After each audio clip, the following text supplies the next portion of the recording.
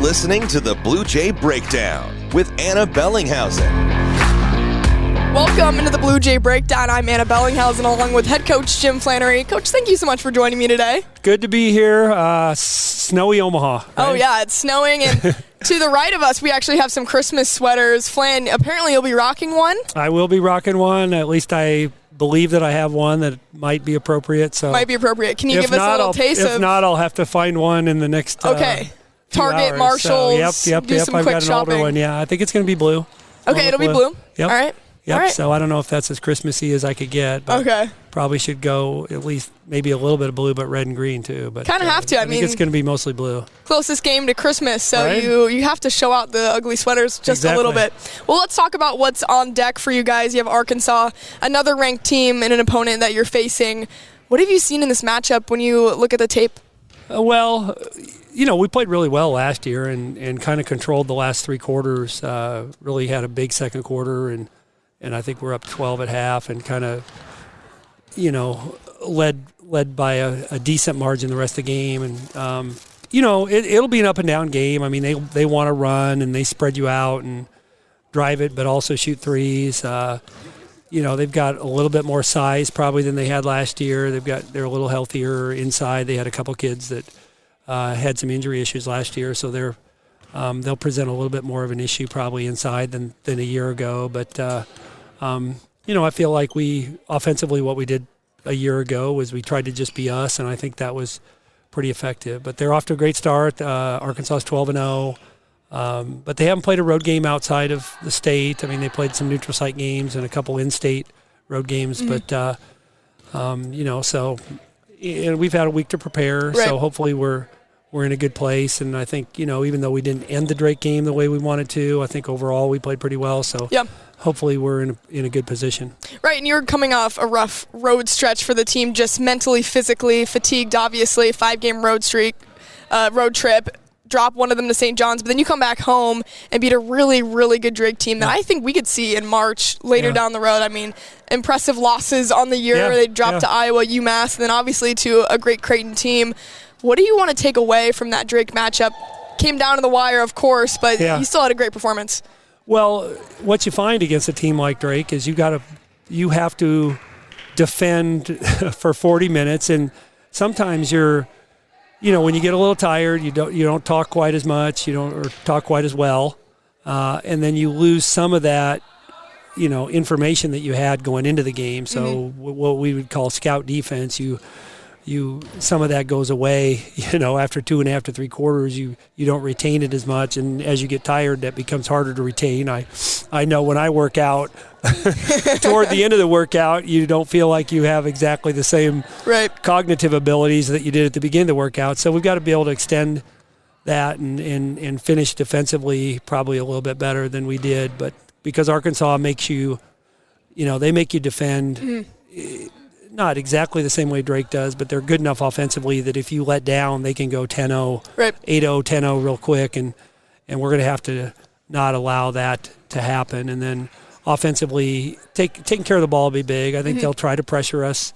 They're going to, they're an SEC team, so they got plenty of athleticism and length. So I would expect to see a team that really wants to pressure us a decent amount. So we're going to have to be good in terms of taking care of the ball. Right.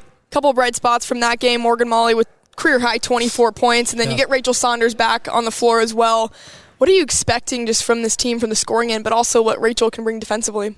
Yeah, Rachel just adds a lot defensively. She's probably our best and most versatile defender, and I think, to be able to play her and Carly. Talked as a staff, I think Rachel's being out probably was helpful for Carly Batchelor, though, defensively, because she had to take on that assignment. I think she grew as a defender and with her confidence.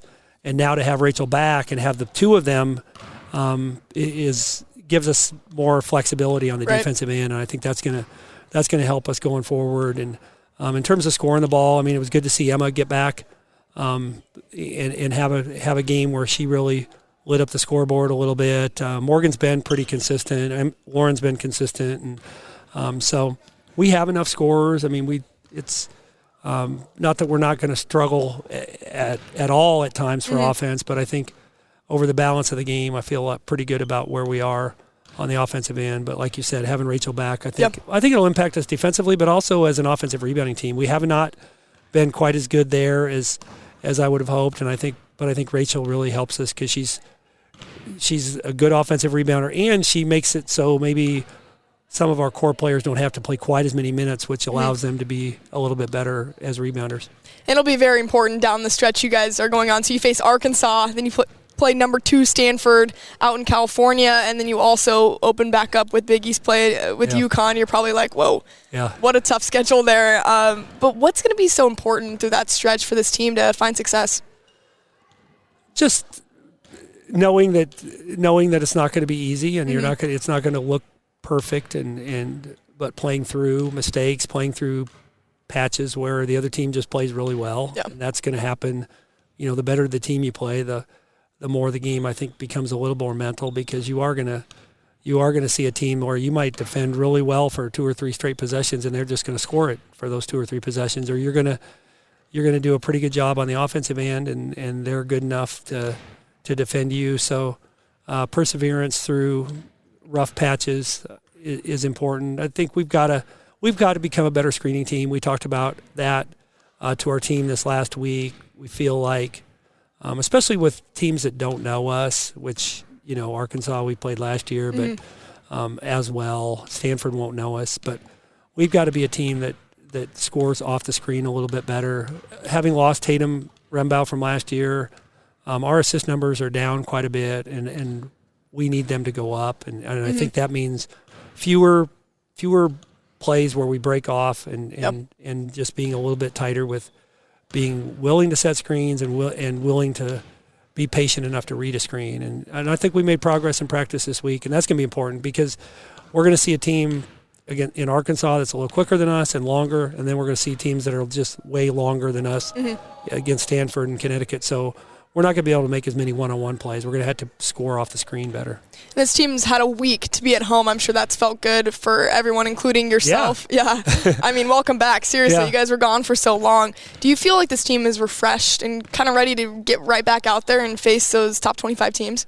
Yeah, I think, being at home now for almost 12 days it just helps when you're sleeping in your own bed. I mean, we talk to them about sleep and hydration and all that stuff, but all that stuff is slightly enhanced by being at home in your own bed, and having you're being able to go to your refrigerator instead of trying to go to the grocery store on the road, or So I think that those things matter. Routine is important, and being at home I think will help. And like you said, it wasn't just even being on the road. It was probably the extended the nature of being on the road that probably made it even harder toward the end. Do you feel like that makes this team just tougher and more gritty and just have that identity of, hey, we can go on those long stretches and still find success?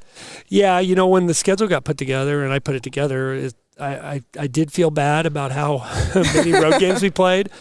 But part of it is we played our league game. All 3 of the league games that we played were on the road, and we didn't have any control over that. So, but I also felt like it would test our resilience and put us in a position of adversity and having to fight, and because you're not going to, when you play that many in a stretch that are on the road, you're not going to be at your best as much. So you've got to find ways to win, and I think we did a good job of that. For sure, and you found a way at home against Drake as well. Yeah. It feels like it's about bouncing back from that adversity. Compared to last year in December, where do you think this team is in comparison to that squad last year? I would say we're a little bit ahead. I mean, and I would have expected that. I mean, we lost some good players, but we also had a lot back. So I think we felt like we'd be a better November, December team, and I think we have been, but I think there's still a ceiling that's a little bit further away than, but that's okay because it's still only mid-December. So, losing Tatum in terms of just some of the things she could do on offense and just her leadership, we've seen some areas where we need to get better. Like I said, we need to be a better screening team because she could just create shots with her experience and her quickness, and we haven't necessarily been able to duplicate that. But I think we're ahead of where we were a year ago. But certainly there's more growth that we can do. I mean, this team has a high ceiling, so it's not. I'm I'm not knocking where we 16th are. ranked in the country. Right, Come I'm just on, saying. Flan. I know. I'm just saying that we still have a decent amount of growth, right. and even as coaches, it's not. I'm not putting that all on the players. I think we have to figure out, okay, where are the areas where we can grow the most, and how do we get there? It's not just where can we grow; it's how do we get there. It's who is it challenging them in practice? Is it watching a little more film? Is it tweaking a play or an action here to make it a little bit more relevant to this year's team, or so there's plenty of strategic things that we can do too. Well, what's been the focus mostly in practice throughout this week, and any big messages that you've had for the team? Just like I said, screening and rebounding. I feel like we've been a good defensive rebounding team, not as good on the offensive end. Being slightly better in transition on offense, and also being a better screening team. And then, just one-on-one defense is going to be really important going forward. So getting Rachel back helps us because it slides her into maybe their best player and then everybody else. But, we can always get better at that one-on-one defense.